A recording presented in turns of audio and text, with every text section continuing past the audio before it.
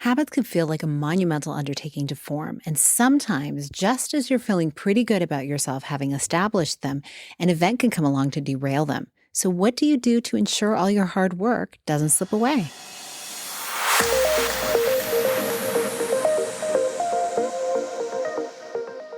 Hi, welcome to the Connect with Sheila podcast. I'm an entrepreneur, mom, self-care strategist, and creator of the Seasons Self-Care app.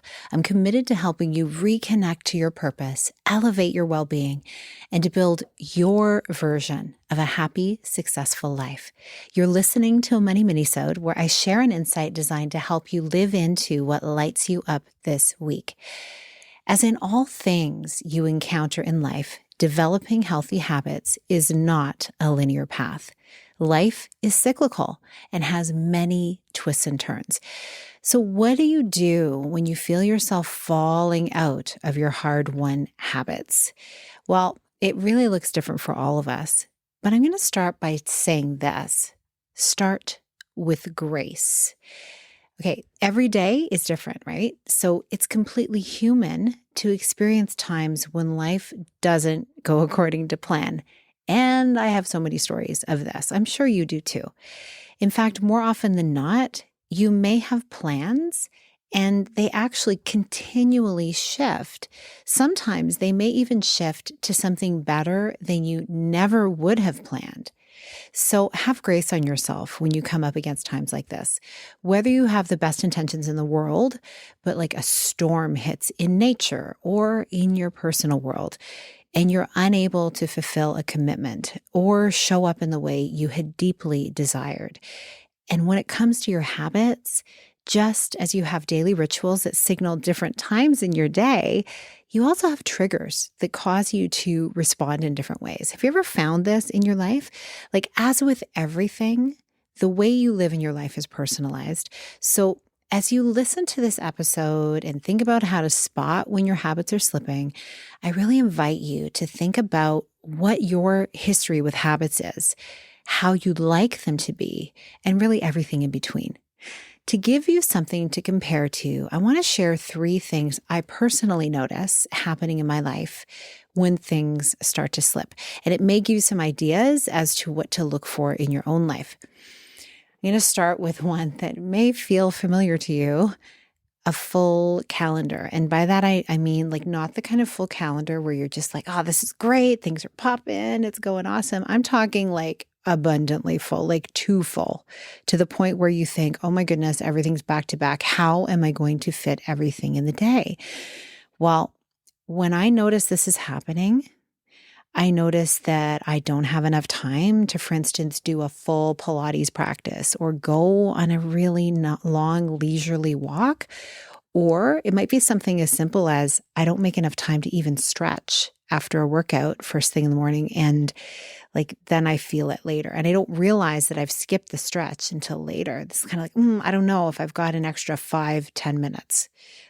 That's an interesting indication that something's a little off with the scheduling in my life. Now, the odd time, fine. But if this is becoming habitual, there's an indicator I need to be shifting something. And something also like not eating enough. Like, whoa, I'm really hungry. My stomach starts growling, right? Which honestly, I think I went years without my stomach growling because I would eat so regularly through the day. And then I realized that there are times I get so focused creatively or I get so busy that I'm like, oh my gosh, I actually am so hungry right now. When did I eat last? That's an indication that you're too busy. So here's a thought. Somebody said, if you're too busy, you're too busy.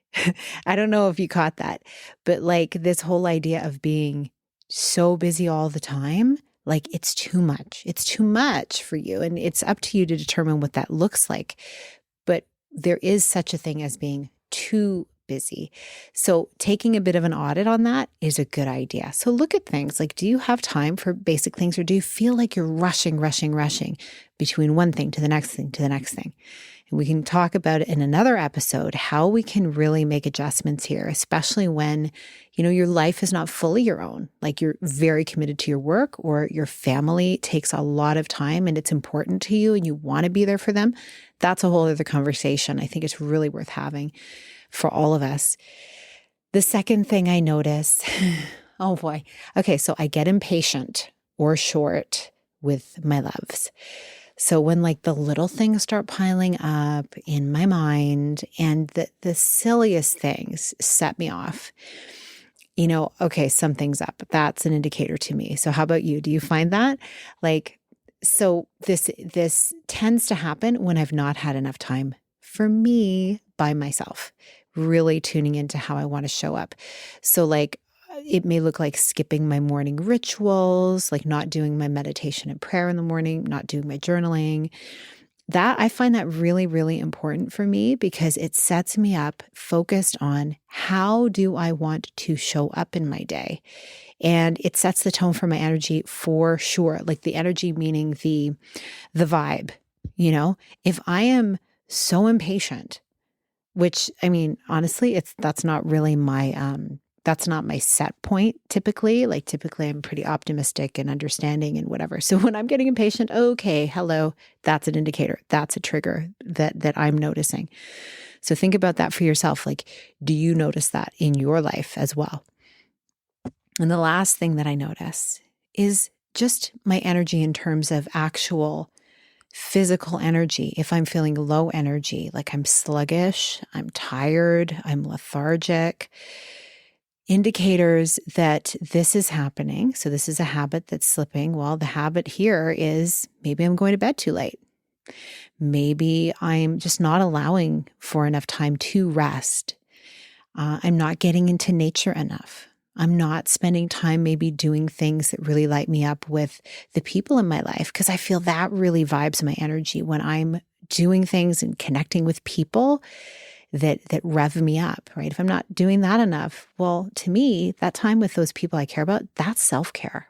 Like getting with a girlfriend, going for a walk, hearing like what's going on in their life and exchanging ideas, that I just love that so much. And if I'm not making space for that, it does impact in my energy.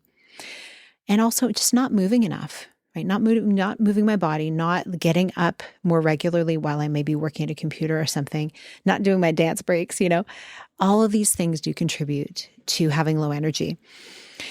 So what I really want to invite you into is try on what it feels like to lean into a self-care ritual to give yourself more capacity during the busy times, because this is going to happen. Like I'm saying how to spot when your habits are slipping, not how to spot if your habits are slipping, because it's going to happen for all of us. Habits are great. And we need them and they're wonderful. And they're also going to shift and change. And it depends on the season of life you're in, the season of business you're in, the season your family's in, the season your loved ones around you are in, and also like the seasons of nature. You're going to need different things for each different season. And so it's really counterintuitive. And you may feel like it will slow you down to really lean into your self-care. But truly, it's going to supercharge your efficiency, increase your capacity, and elevate your magnetism for the things that are meant for you. It's all about your energy. Supporting your intention into elevating that and protecting it pays off in so many ways. You'll also find your days feel longer, more enjoyable, and purposeful. All of these habits and leaning into them and feeling supported in them is why I created the Seasons Collective. This is really a place for you to step into the next phase of your life or business evolution in a community that places a high value on personal growth, connection, and making a positive impact in the world without burning out. And as I've been saying, it's for you and it's for the women who own their worth and who really want to serve from a place of overflowing energy and well-being. And this is where your impact can be amplified by the way you nourish yourself, body, mind, and soul. To learn more about the Seasons Collective and how you can become a part of this community, go to the link in the show notes for the details. I would love to see you in there. Thanks for listening. If you got something valuable from this episode, tag me on social because I love to shout out the messages you tag me in. It means the world to me that you listen to these episodes, and when you rate, review, or share, it helps spread the message of going for your version of a life of more to those who need the encouragement. I appreciate you. Have a beautiful rest of your week. And as always, big blessings.